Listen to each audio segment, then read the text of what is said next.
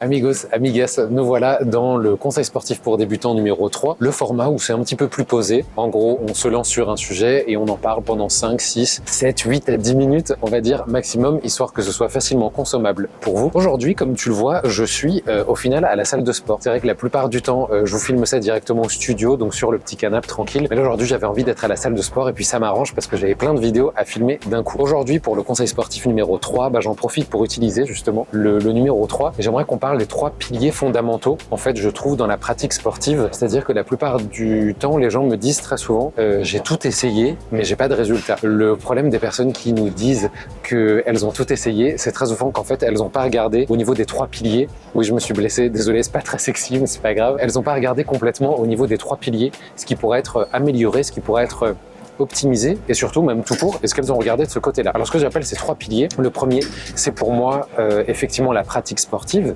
Il faut qu'il y ait une pratique sportive mais qui soit adaptée à l'objectif que tu peux avoir. Le deuxième ce sera l'alimentation. Est-ce que ton alimentation justement sert ton objectif? Et ensuite le troisième point ce serait le sommeil / la récupération. C'est-à-dire est-ce que ta récupération est suffisante pour pouvoir aller direction les objectifs que tu veux. On va parler du premier, donc tout simplement le premier pilier qui est la pratique sportive.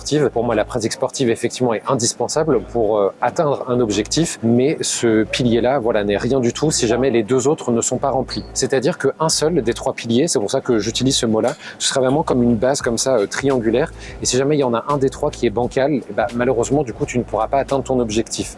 Donc, il faut que tu sois efficient, efficace sur ces 3 piliers-là, sur ces 3 point de base, sinon du coup ton objectif ne sera jamais atteint, ou en tout cas il ne sera pas atteint de la manière dont tu veux l'atteindre ou à l'échelle à laquelle tu veux l'atteindre. Si on revient donc sur cette idée d'entraînement, il faut que ton entraînement desserve donc ton objectif. Si jamais ton objectif c'est la prise de masse, donc l'hypertrophie, il faut que tu aies un programme justement qui soit adapté à ça. Puisque si jamais tu veux faire de l'hypertrophie mais qu'au final quand tu vas à la salle ou quand tu t'entraînes à la maison, tu fais un petit peu dans tous les sens, du coup ton entraînement est pas trop construit, tu vas avoir du mal à atteindre tes objectifs derrière. Si par exemple c'est la perte de poids, pareil, peut-être que l'entraînement que tu dois choisir n'est pas un entraînement du coup qui sera le même qu'une personne qui va faire de la prise de masse, de l'hypertrophie. Pareil, si quelqu'un veut gagner en force, si quelqu'un veut gagner en performance dans une pratique sportive, une discipline en particulier, du coup son programme aussi ne va pas être le même. Donc c'est pour ça que je te recommande toujours d'avoir un regard critique sur ton entraînement, sur ton programme. Si jamais tu l'as trouvé sur internet, essaie justement de vérifier de sources sûres, est-ce qu'il est bien adapté à ton objectif. Et tu sais quoi, je vais même aller plus loin. Si jamais c'est un coach sportif qui t'a fait ton programme, je te dis pas de remettre en question ce programme-là, je te demande juste de lui poser la question, en fait, de t'intéresser, de t'interroger en fait sur pourquoi est-ce que le programme est construit comme ça. Et c'est pour ça que dans la plupart aussi de mes vidéos que j'ai pu faire par exemple sur TikTok, abonne-toi si c'est pas déjà fait, j'essaye en fait de vous expliquer pourquoi est-ce qu'un programme est construit de la manière dont on en parle. Parce que justement, il y a une structure qui est un peu particulière en fonction de l'objectif que tu peux avoir. Ça du coup c'était pour notre premier pilier. Pour le deuxième pilier, on va un petit peu changer d'endroit pour m'éviter de rester assis pendant 10 minutes, sinon je vais m'ennuyer un petit peu, et toi aussi. Suis-moi, on va s'installer sur un tapis de course. Point numéro 2, donc on est bien sur l'alimentation de manière générale. Alors je suis sur le tapis, je l'ai pas allumé parce que j'ai pas envie d'être concentré sur plusieurs trucs en même temps. On a dit les conseils sportifs pour débutants c'est chill, le format du mercredi. Ton alimentation, comme on l'a dit, ne va pas être la même si jamais tu as un objectif, on va dire, de prise de masse, de prise de muscle, de perte de poids, de sèche. Ton alimentation forcément va être différente. Tu vas avoir des besoins qui vont être différents et surtout il va falloir monitorer ça de manière différente. Ce que j'appelle monitorer, c'est suivre un petit peu ton alimentation. Donc il faut qu'il y ait une certaine connaissance de ton alimentation, une connaissance de tes besoins, parce que c'est 2 choses différentes. Les besoins qu'il faut remplir pour ton objectif et ton alimentation actuelle. Peut-être que les 2 sont déjà raccords, mais peut-être qu'il y a des petites améliorations à faire.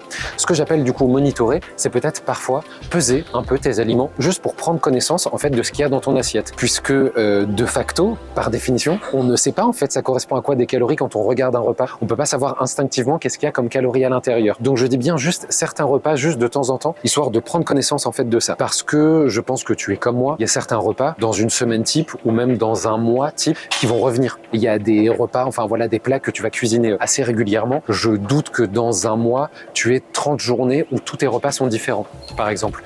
Donc ça peut être intéressant de connaître les macros, donc les macronutriments qu'il peut y avoir à l'intérieur. Macronutriments, c'est bien lipides, glucides, lipides. j'en parle dans mon e-book sur la nutrition sportive. Je te remets le lien directement en description. Ça peut être intéressant de prendre cette information-là pour savoir si tu te rapproches des besoins justement que tu dois remplir pour ton objectif. Ce que je ne recommande pas, évidemment, c'est de peser tous ces repas. Voilà, de peser, enfin vraiment de prendre l'information sur chacun des repas. Après, on rentre trop dans le contrôle et du coup, il y a un peu ce truc qui peut venir après, qui peut être assez négatif de se dire non mais attends, aujourd'hui je vais sortir de mes macros ou alors je vais manger trop de calories, etc. ou pas assez de calories. Du coup, ça peut devenir un petit peu obsessionnel et ça, j'ai pas du tout envie que tu ailles dans cette direction-là. Au contraire, c'est juste prendre de l'information et dire bon bah en fait je suis dans les clous, c'est cool, ou alors bon bah il y a peut-être quelque chose à améliorer, à optimiser et ça je peux le faire tranquillement sur le court, moyen ou long terme. Pour le dernier élément, ah non, je crois qu'elle faisait une annonce, pardon. Pour le troisième et dernier pilier, je te propose qu'on se retrouve sur les rameurs, comme ça on change encore un petit peu d'environnement. Troisième pilier dont je voulais te parler, c'est la récupération et souviens-toi, au moment du début de la vidéo, je t'ai dit aussi /sommeil, parce que ça rentre complètement dans la récupération. Je trouve que malheureusement, c'est un des 3 piliers qui très souvent est sous-coté.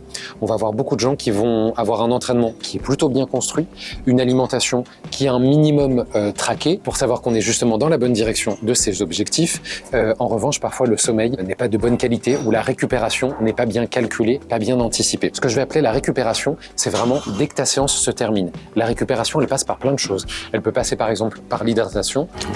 Le Dorlo, dans 20-30 ans, il n'y en aura plus.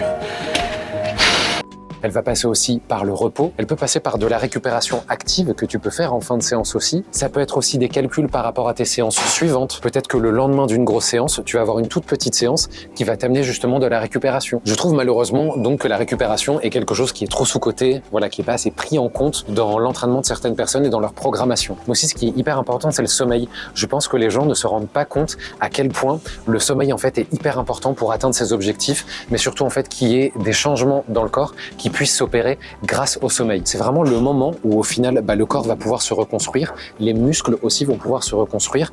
J'ai vu énormément de personnes avoir des bons entraînements de prise de masse, une alimentation qui soit calée justement direction la prise de masse et qui pourtant n'arrive pas forcément à leur résultat, et c'est très souvent à cause du manque de sommeil ou alors du manque de qualité de sommeil, parce qu'il peut y avoir à la fois la quantité mais aussi la qualité. Quelqu'un peut peut-être dormir sur une tranche horaire de 8 heures mais pourtant va avoir un sommeil très mauvais parce que par exemple il va dormir de minuit à 8 heures, sauf qu'à l'intérieur de ces 8 heures de sommeil, il va se réveiller plein de fois, il va avoir du mal à se rendormir, etc.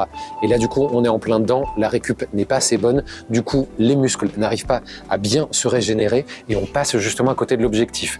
Je prends l'exemple de la prise de masse parce que je l'ai croisé plein de fois, mais même pour la perte de poids, au final, ça se voit énormément. Et puis alors, j'en parle même pas, par exemple, pendant une sèche, parce que pendant une sèche, on sait très bien que psychologiquement, c'est très dur parce que du coup, on se restreint au niveau calorique, on a toujours des entraînements qui sont assez intenses au final, et donc le sommeil, si derrière, il est pas de qualité, forcément on va avoir une humeur qui va être exécrable pendant la journée, donc il faut vraiment hyper faire attention à ça. Aussi pendant le sommeil, je parlais de la reconstruction musculaire, mais il y a aussi tout un tas d'hormones qui sont libérées pendant le sommeil, et par exemple l'hormone de croissance, au final la growth hormone et tout ce qui est testostérone, etc. aussi vont avoir un taux de libération qui va être plus intéressant et du coup un taux de sécrétion qui va être plus intéressant si jamais le sommeil est de qualité. Si le sommeil n'est pas de qualité, encore une fois en termes de quantité ou de qualité, et ben du coup derrière ce genre de choses, donc tout ce qui est hormones, tout ce qui est reconstruction musculaire, éventuellement ne vont pas suivre, ce qui fait que les objectifs ne vont pas forcément être atteints, ou alors ils ne vont pas être aussi rapides qu'ils auraient pu, et donc on peut avoir des gens qui après vont devenir un petit peu démotivés à cause de ça. Ça y est, on vient de traiter le sujet que je voulais traiter aujourd'hui, c'est-à-dire les 3 piliers, donc pour avoir des résultats. Donc ça, c'est vraiment ce que je considère comme étant la base pour avoir de bons résultats. Mais évidemment qu'on va rajouter des choses par-dessus, il y a d'autres couches à rajouter sur ces fondations solides. Si tu en as en tête, n'hésite pas à me le dire en commentaire, ou même à me proposer des sujets à traiter dans les futurs conseils sportifs pour débutants. La prochaine vidéo justement de ce format-là tombe mercredi de la semaine prochaine, comme d'habitude. Abonne-toi évidemment pour rater aucune de ces prochaines vidéos et active la petite cloche pour me soutenir, ce serait évidemment top. Je te dis à dimanche, donc salut.